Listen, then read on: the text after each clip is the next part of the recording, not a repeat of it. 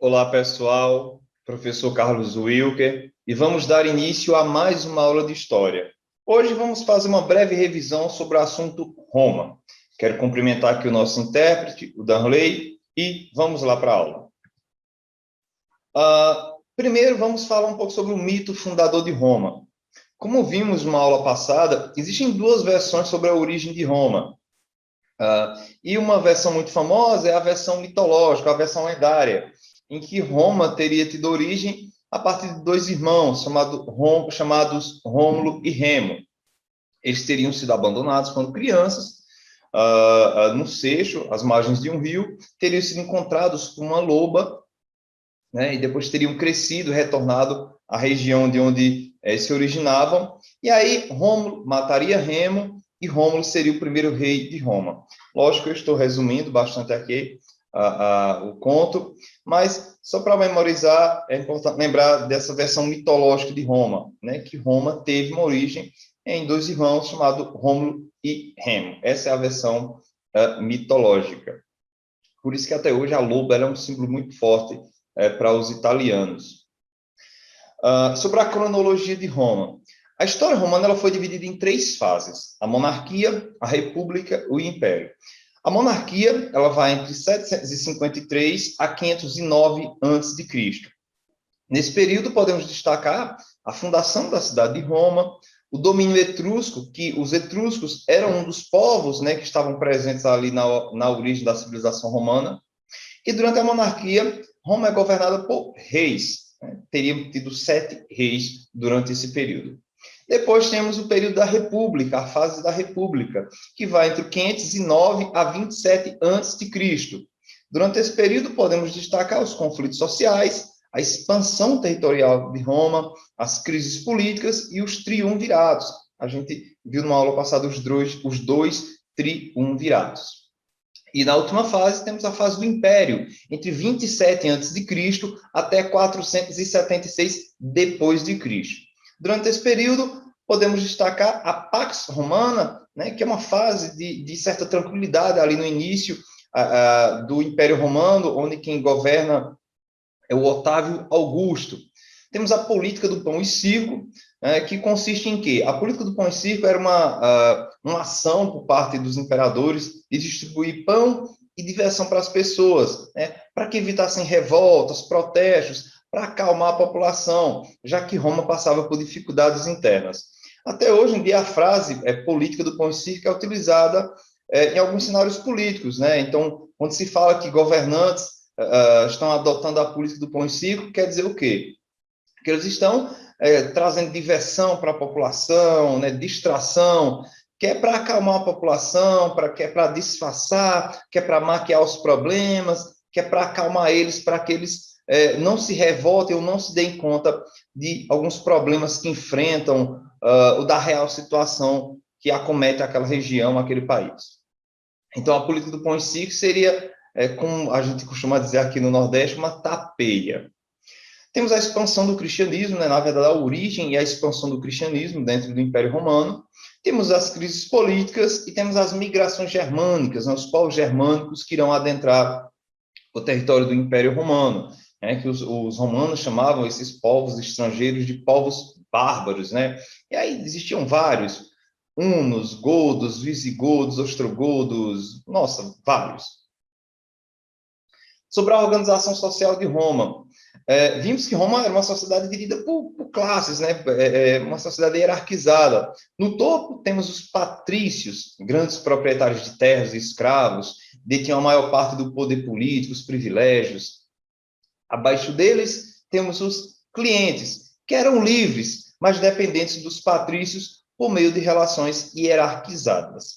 Abaixo, temos os plebeus, que era a maior parte da população. Eram livres, pequenos agricultores, trabalhadores assalariados, e, óbvio, não têm os mesmos direitos, os mesmos privilégios, as mesmas condições econômicas que os patrícios, né? Inclusive, algumas revoltas ocorridas dentro de Roma partem dos plebeus, né? São revoltas plebeias, em que os plebeus lutam por mais participação, por mais direitos, por mais conquistas, né? Inclusive, irão conseguir algumas. E temos, embaixo, os escravos. Num primeiro momento, eles são escravos frutos de guerras, raptados em guerras, e por dívidas. Futuramente, surgiria uma lei que proibiria a escravidão por dívidas, e aí Roma só obteria escravos por meio de guerras. Lembrando que Roma era extremamente dependente dos escravos. Sobre a religião romana, os romanos eles eram politeístas, acreditavam em vários deuses, né? Júpiter, Saturno, Marte, Minerva, Vênus, entre tantos outros. A divindade, considerada a maior divindade para os romanos, era Júpiter, que equivalia a Zeus na Grécia. E aí o culto religioso em Roma ele tem basicamente aqui três diferenças, né? Ou três classificações. Temos o culto doméstico, que era aquele culto que era realizado em casa e dirigido pelo pater familias, ou seja, o chefe da família. Tínhamos o culto público, que eram realizados nos templos, dirigidos por sacerdotes e sacerdotisas, e eram dirigidos aos deuses protetores da cidade. E tínhamos o culto imperial, em que o próprio imperador era venerado como um deus. Pois é, era o Pontífice Maximus, ou sacerdote supremo. Algumas diferenças e semelhanças entre a escravidão antiga e a escravidão moderna. As semelhanças a gente pode destacar a violência física, né, a ausência de direitos e a objetificação, ou seja, o escravo ele não é visto como uma pessoa, né, como um ser detentor de direitos, ele é visto como um objeto. As diferenças, o caráter étnico-racial, né, que em Roma você não era escravo por causa da sua cor, da sua etnia. A gente viu que era mais por raptos em guerra ou por dívidas, diferente da escravidão na Idade Moderna, principalmente entre o século XV e o século XIX, em que você é escravizado, principalmente nessa relação aqui África-América, por causa da sua cor. E a obtenção, né? Porque na Idade Antiga, normalmente você era obtido através de conflitos, de guerras. Na Idade Moderna, normalmente é por meio do comércio. A gente pode citar aqui o tráfico de escravos, né, que foi tão rentável para os traficantes de escravos aí na Idade Moderna. Alguns fatores que explicam o fim, a queda do Império Romano do Ocidente no século V. Primeiro, o fim do expansionismo. Roma não consegue mais proteger suas fronteiras e não consegue se expandir, não consegue conquistar novos territórios. Se Roma não consegue conquistar novos territórios, ela começa a ter menos escravos. Lembrem, Roma é muito dependente de escravos.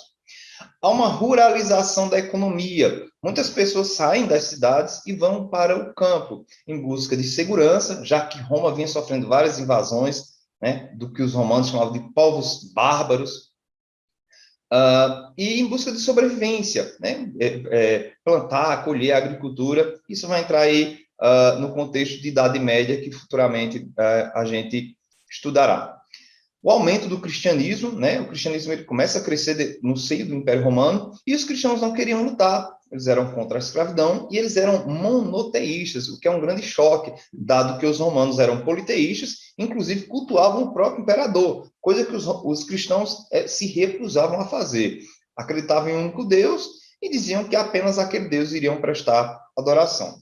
Havia uma instabilidade interna, né, houve uma divisão do império para tentar controlar a crise, e principalmente as invasões bárbaras, né? Vários povos começam a invadir o Império Romano. Então, juntando todos esses fatores, em 476, um desses povos, chamados Érulos, vão depor o último imperador romano em 476, e aí temos o fim do Império Romano do Ocidente. Ok, pessoal? Vou ficando por aqui e até a próxima.